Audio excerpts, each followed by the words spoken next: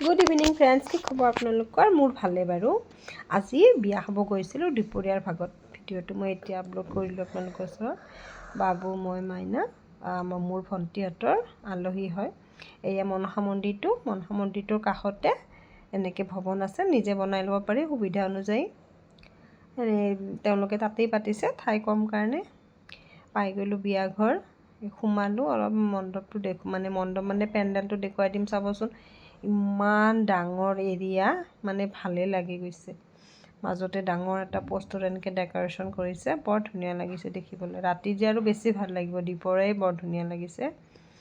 ঠাই দেখিছেনে? মই দেখুৱাই দিছোঁ। বহুত ডাঙৰ এৰিয়া, 150-200 মানুহ একেলগে বহি থাকিব পাৰে। খোৱা জেগাটোও কিন্তু সিমানেই ডাঙৰ। তাৰপিছত আমিও ধুনীয়াকৈ বহি ল'লোঁ। এই আহি গ'ল ৰঙা চাহ, নিমকি আৰু ইফালে গৰম গৰম পকৰি।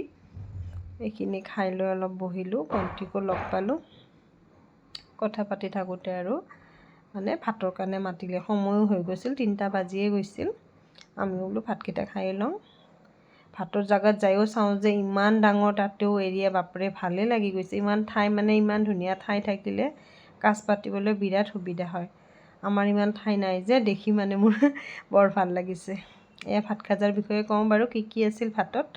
এয়া ভাত, দালি, তৰকাৰী আৰু ইফালে বেঙেনাৰ চপ। তাৰপিছত থাকিল মাছ, মাংস আৰু মিঠাই, দৈ মিঠাই। এইখিনিতো আৰু জেনেৰেলভাৱে থাকেই দিয়কচোন। এইখিনি ধুনীয়াকৈ খালোঁ। খাই লৈ উঠি আৰু দুকপিমান ফটো মাৰিলোঁ। ফটোটো মেইনেই বিয়া বুলি ক'লে। ল'ৰাৰ বিয়া যে, দৰাটো ইফাল সিফাল ঘূৰি আছে। দৰাটোৰ লগত ফটো উঠাই নহ'ল আমাৰ। তাৰপিছত ফটোখিনি উঠি আৰু লাহে লাহে ঘৰলৈ ঘূৰি আহিলোঁ। আজিলৈ এইখিনিয়ে, বাই বাই।